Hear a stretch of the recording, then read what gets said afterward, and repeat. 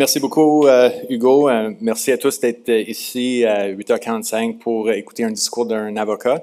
Très apprécié. Je ne sais pas pourquoi on m'a mis bright and early comme ça. Habituellement, on me réserve pour la fin de la journée quand, le taux d'attention est un peu à un bon niveau et tout le monde a hâte au cocktail qu'on a hâte de vous accueillir à la fin de cette conférence.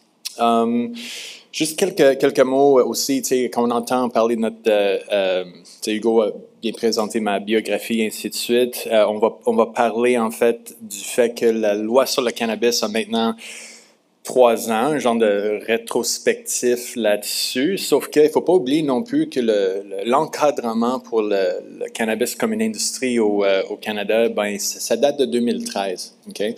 Donc, en effet, dans 1 an, on va parler du 10 ans, en fait, de l'encadrement du cannabis thérapeutique. Donc, c'est pas, on parle beaucoup du révision judiciaire qui s'en vient, les révisions de la loi, mais il faut aussi considérer qu'il y a beaucoup de questions qu'on se pose actuellement, qui ont été là en 2013 aussi, qui demeurent aussi importantes, OK?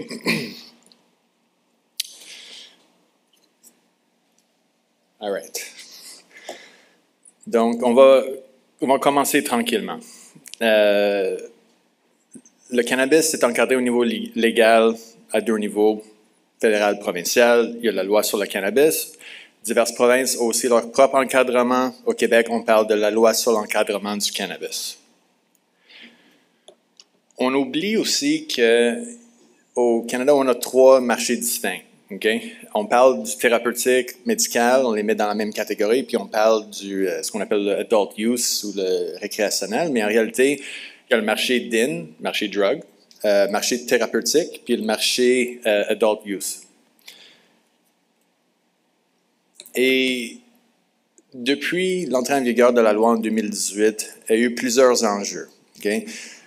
Au niveau de la fabrication, donc la façon par laquelle les entreprises ont reçu leur licence puis ont pu commencer leur cultivation par la suite, la transformation, l'amendement de vente. Il y a eu plusieurs périodes de debugging où il a fallu un peu remettre les choses en perspective. On a compris récemment, pour ceux qui suivent ça, que finalement, ceux qui ont leur licence de transformation peuvent passer directement à la vente de fleurs séchées, et ainsi de suite. Donc, il y a comme un peu de tooling qui se passe chez Santé Canada, malgré la lenteur. Au niveau de la distribution aussi, donc tout ce qui est vente au détail, distribution, et ainsi de suite. Chaque province a leurs défis. Et il y a une évolution constante dans la façon que le cannabis peut être mis sur le marché.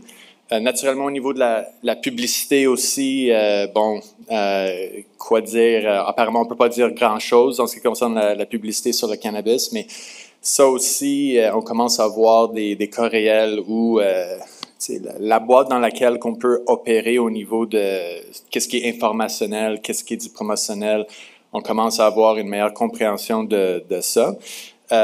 Au niveau des activités de recherche, c'est sûr, puis essentiellement, quand le reste de ma présentation va mettre le focus, en fait, sur peut-être les défis puis les leçons qu'on a appris au fil des années en ce qui concerne vraiment l'encadrement de la recherche par la loi sur le cannabis ou le fait que la loi en soi n'encadre pas la recherche en soi.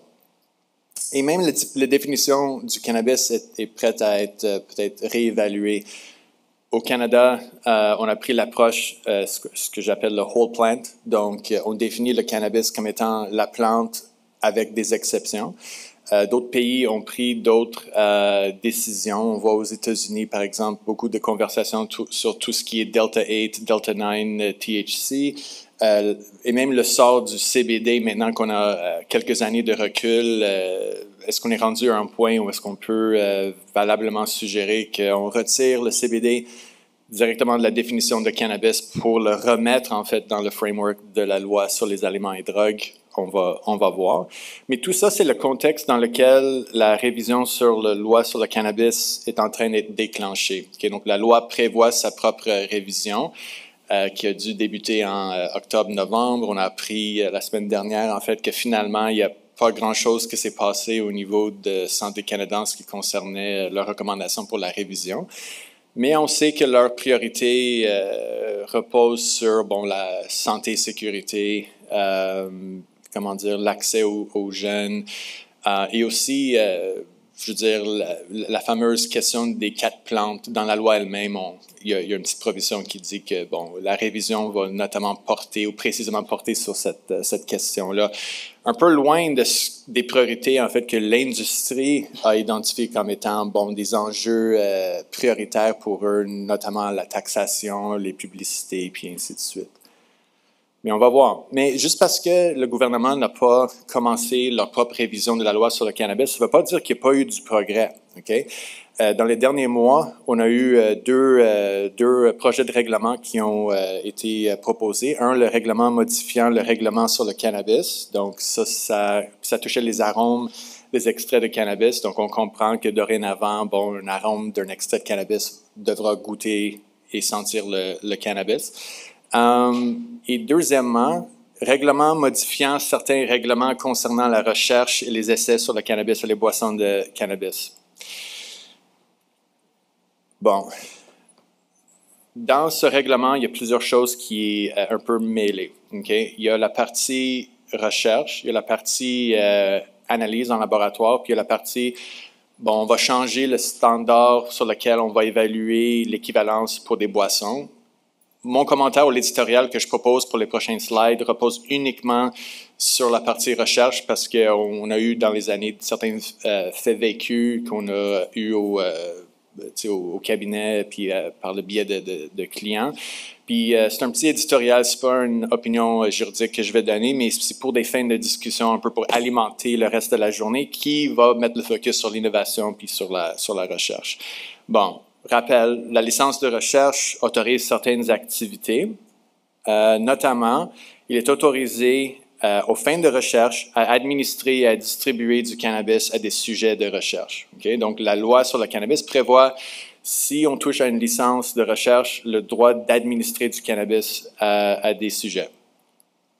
Mais en parallèle, puis probablement plusieurs d'entre vous l'ont vécu, il y a un encadrement en vertu de la loi sur les aliments et drogues qui établit que, si certaines conditions sont remplies, donc on va administrer une drogue à un être humain dans soit pour découvrir ou vérifier des effets cliniques, pharmacologiques ou pharmacodynamiques, de déceler des incidents thérapeutiques d'une drogue ou étudier l'absorption, la distribution, bref, une étude interventionniste ou interventionnelle, ça requiert, il faut faire une demande d'étude clinique puis obtenir ce qu'on appelle une lettre de non-objection.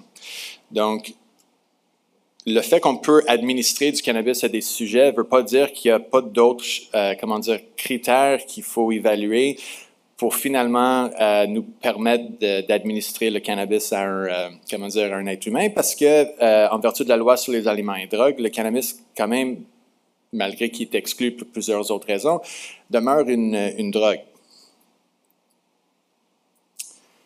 Et la définition, en fait, d'études cliniques s'applique aux essais qui sont interventionnels et non observationnels.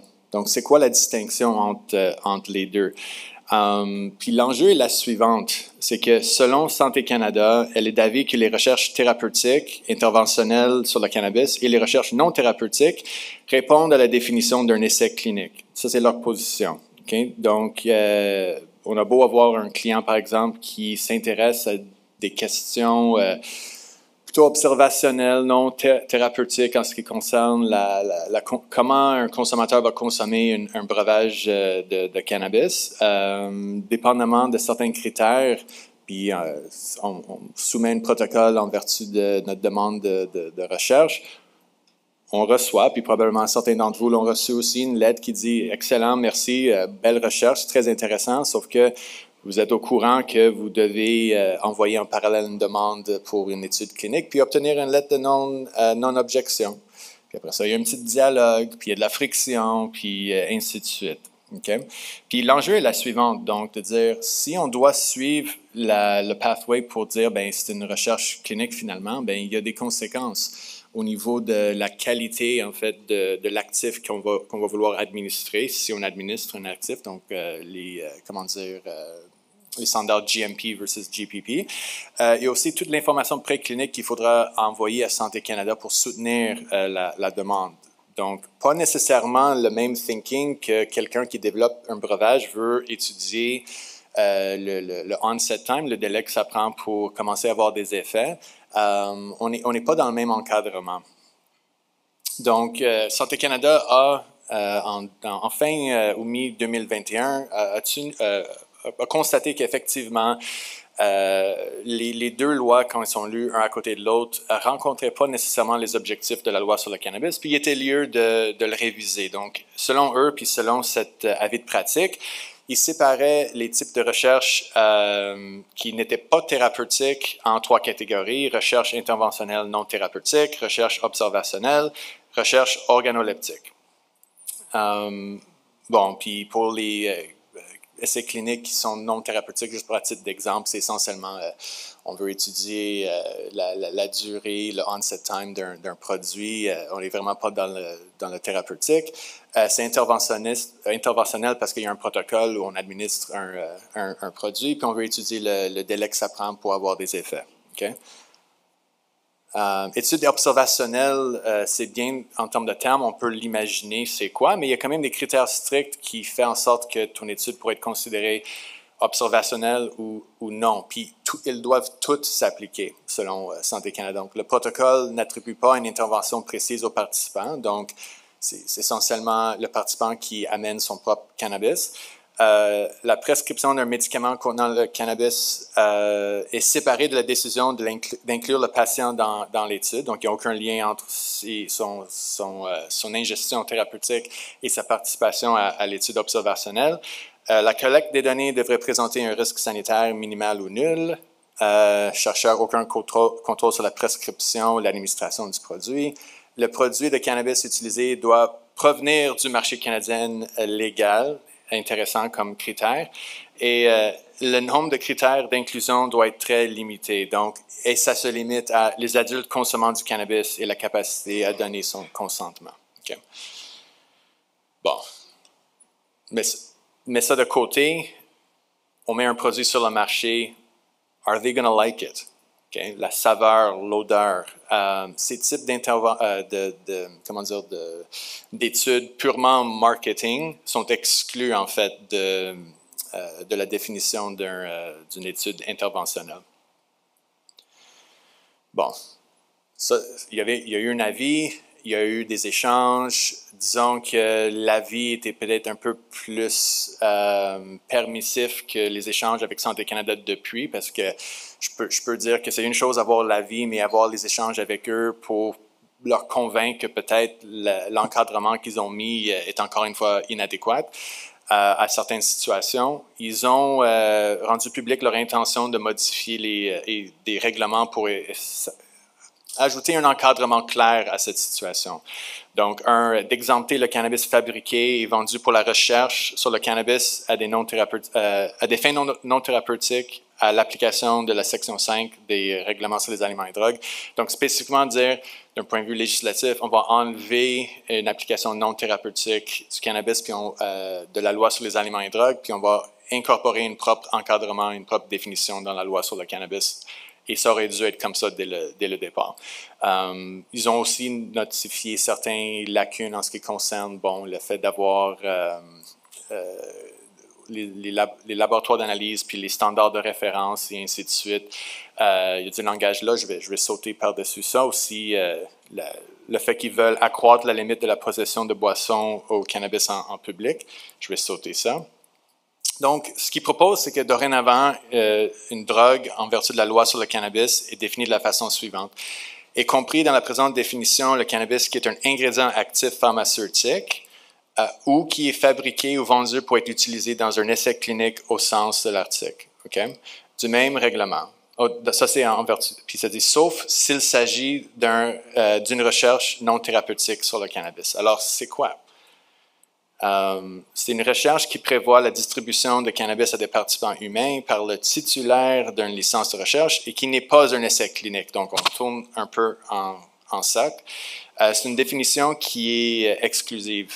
Il y a des exclusions. Ce que ça veut dire, c'est si ta recherche n'est pas lié à un diagnostic, un traitement ou l'atténuation ou la prévention d'une maladie, mais implique quand même un protocole où le cannabis est administré à un humain, ça pourrait rencontrer la définition de recherche non thérapeutique sur le cannabis en vertu de la loi sur le cannabis, et donc tu n'auras pas besoin de soumettre une demande d'étude clinique et d'obtenir une lettre de non-objection. Et naturellement, sont aussi exclus des études qui distribuent le cannabis à des jeunes. Et au niveau il y a certains bémols en ce qui concerne les standards de fabrication. Donc, même si on donne du cannabis qui n'est pas un produit de cannabis, l'idée c'est que les standards de qualité qui sont propres à un produit de cannabis soient respectés. Okay, beaucoup de blabla, right? Mais ici, l'enjeu puis l'intention est bonne, et je veux dire, c'est quelque chose qui clairement aurait dû avoir lieu il y a 2-3 ans. On prend l'objectif thérapeutique, c'est clair. Je pense que tout le monde comprend c'est quoi un objectif thérapeutique pour une étude clinique. On doit le comparer à du non thérapeutique, de l'observationnel et le non interventionnel.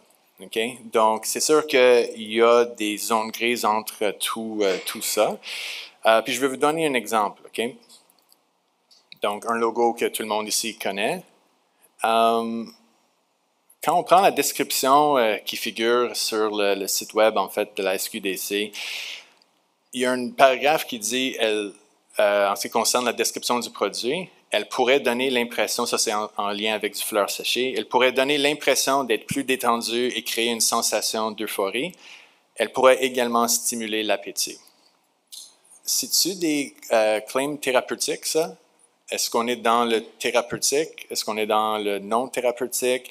Qu'est-ce qui permet d'avoir ces observations-là en lien avec l'utilisation du cannabis? C'est-tu simplement anecdotique? C'est-tu, en ce qui nous concerne, je veux dire, on est dans l'informationnel.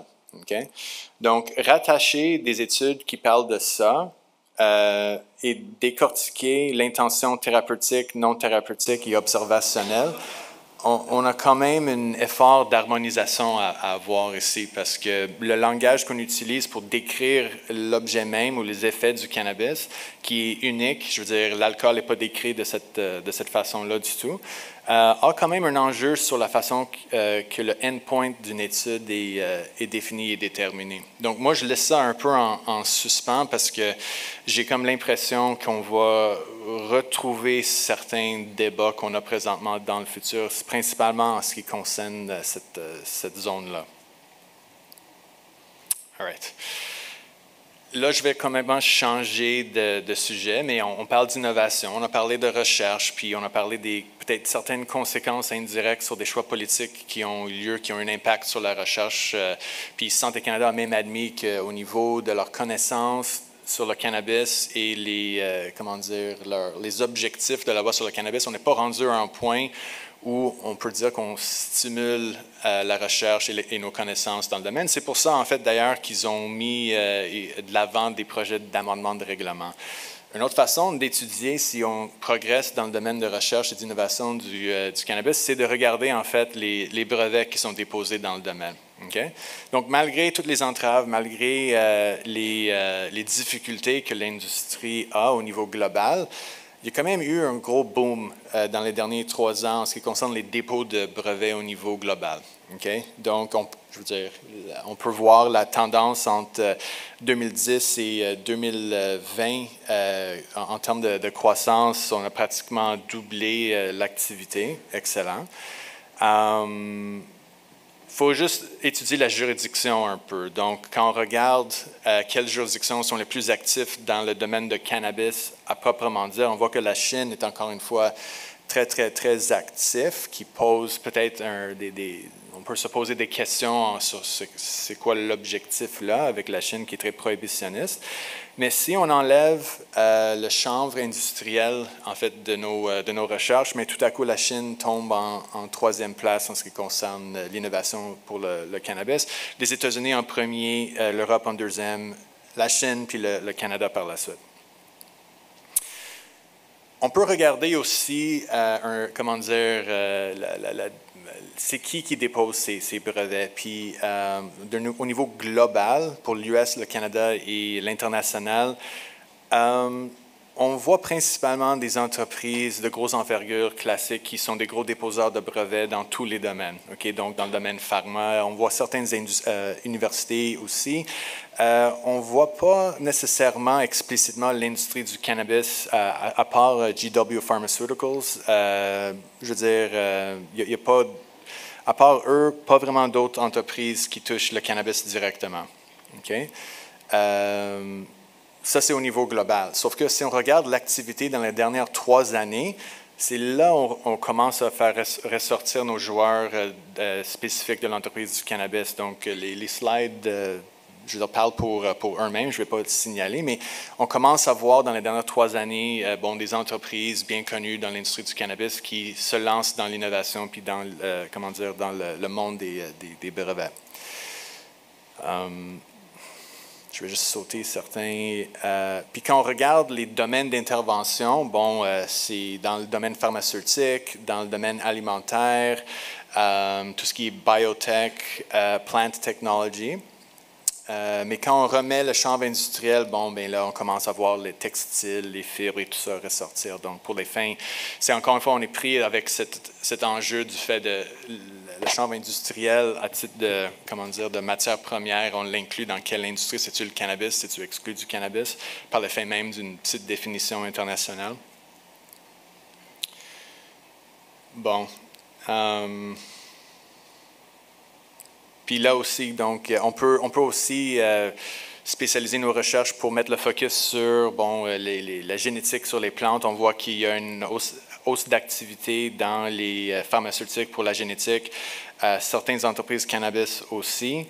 On voit aussi que par extraction, il y a eu quand même une hausse dans les dernières années par des joueurs qu'on connaît tous très, très bien. Encore une fois, pour l'extraction, si on inclut le chanvre, la Chine est encore là, mais on voit que le Canada est quand même dans le top 4. C'est quelque chose qu'on s'attend de voir de toute façon, vu le fait qu'on n'est pas le seul à avoir une industrie qui est réglementée au niveau fédéral. Juste pour une question de temps, je vais juste sauter certains slides, mais ici, ce que ce tableau montre, c'est les termes d'intérêt pour l'industrie. Donc, où est-ce que vous voyez un orange ou un rouge, c'est des termes que pour ces entreprises-là sont des termes d'intérêt, donc d'innovation. Donc, on voit par exemple pour GW, il y a le CBD. On voit beaucoup, d'autres termes apparaître. Donc, c'est possible de quand même décortiquer les zones d'intérêt. Puis, on voit quand même qu'il y a une hausse d'activité pour des revendications dans les brevets qui touchent directement le cannabis. Et c'est intéressant parce que quand on regarde les entraves, on regarde les restrictions au niveau réglementaire, oui, c'est des entreprises de grosse envergure qui sont en train de faire des dépôts, mais quand même, ça démontre un intérêt puis une activité. Une place, cependant, où je veux faire une mention, c'est les obtentions végétales. Aux États-Unis, on parle de plant patents. Au Canada, on parle d'obtention végétale. Ça donne un monopole sur, la matière reproductive d'une plante. Puis là, encore une fois, contrairement à nos expectatives dans les dernières années, il n'y a pas eu beaucoup de changements dans les dernières 3 ans, 3-4 ans. Il y a eu pour le cannabis à proprement dire, il y a eu quelques essais, quelques demandes qui ont été déposées. Pour le chanvre, il y a eu quelques-uns aussi, mais pas aussi. Quand on fait le contraste entre le chanvre, les dépôts pour des obtentions végétales, et en anglais, on parle du List of Approved Cultivars. Donc, c'est une liste qui permet essentiellement de sauver certains efforts en ce qui concerne de prouver que ton cultivar est en dessous le seuil de limite pour l'industrial hemp. Donc, c'est très important pour l'industrie du chanvre industriel d'être sur cette liste-là au Canada. Et la liste compte maintenant 64 entités. Et parmi ces 74, pour la première fois cette année, on a vu des variétés qui sont en haut rendement de CBD. Okay? Donc, on parle d'une industrie qui est parallèle à l'industrie du cannabis, qui peut cultiver du chanvre qui est en haut rendement de CBD dans le but de vendre de la biomasse à l'industrie du cannabis. Okay? Et pourquoi c'est intéressant de faire ce contraste-là entre la proximité entre le cannabis, le fait qu'au niveau des dépôts des obtentions végétales, on n'est pas rendu au stade où je pense qu'on devrait être, et le fait qu'on a 74 entités qui sont sur la liste, notamment des entités à haut rendement de CBD, c'est parce que dans plusieurs juridictions, le Québec inclus, il y a des exclusions importantes pour l'industrie du chanvre, comme par exemple la loi qui encadre le cannabis au Québec a un paragraphe très clair qui dit, à l'exception du chapitre qui concerne la consommation, la présente loi ne s'applique pas au cannabis dont la production et la possession pour des fins médicales sont régies en vertu de réglementation, donc le médical est exclu, ni au chanvre industriel dont la production, l'importation, l'exportation, la vente et la fourniture sont régies par une telle réglementation. Donc, ce que ça dit, c'est que tout ce qui est restrictions publicitaires et ainsi de suite ne s'applique pas à l'industrie du chanvre, qui d'ailleurs se rapproche assez confortablement à l'industrie du cannabis. Puis la conséquence est un peu la suivante, c'est on a des produits qui contiennent des dérivés de chanvre industriel qui peuvent utiliser une imagerie qui s'approprie d'une imagerie qui ne peut pas être utilisée par l'industrie du cannabis. OK? So, on ne peut pas avoir des T-shirts sur lesquels figure la fameuse fleur ou feuille, mais on peut aller aux Jean Coutu se procurer un produit sur lequel, puis cette feuille-là, c'est clairement du chanvre industriel, right? C'est pas une feuille de cannabis. Vous êtes capable de faire la différence entre les deux, right? Non? OK. Je vais terminer juste sur une petite chose que j'ai vue dans les derniers mois aussi en ce qui concerne les marques de commerce, OK? On a réussi à gagner certaines choses, on est assez fiers. On a réussi à faire reconnaître dans la nomenclature à l'OPIC, l'Office de la propriété intellectuelle, la nomenclature officielle sur comment reconnaître des produits et des services de cannabis. Il y a 3 ans, on n'avait pas ça. Okay? Donc, il fallait décrire nous-mêmes c'est quoi un produit de cannabis. Donc, quand on dépose une marque de commerce, il faut l'associer à un produit ou un service, il faut être en mesure de le décrire. Okay? C'était tout un enjeu d'enseigner aux examinateurs c'était quoi le cannabis, ça marchait comment, puis ça faisait quoi le soir. Anyway. Puis on a réussi quand même à faire sortir de la nomenclature standard de base. Donc on peut le décrire comme cosmetics containing cannabis, skincare preparations containing cannabis, et ainsi de suite. Dans le domaine cosmétique, ça ne pose pas de problème. Dans le domaine médical non plus, on a réussi à avoir faire reconnaître un langage standard ou standardisé. L'affaire ou l'enjeu, c'est que ce langage-là n'est pas accepté à l'international. Donc, tout le processus de dire, on fait un dépôt d'une marque de commerce, après ça, on va aux États-Unis, puis on veut faire reconnaître la même marque parce que c'est le même emploi.